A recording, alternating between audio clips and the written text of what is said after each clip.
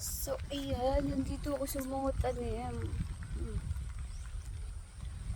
Pupulot ako ng pipino. Kasi nahulag. Hi guys! Nandito ako sa aking mga tanim. At ito, namumulot ako ng pipino kasi nahulaglag yung kanilang mga bunga. Oh my god, sira na. Nahulag yung mga bunga.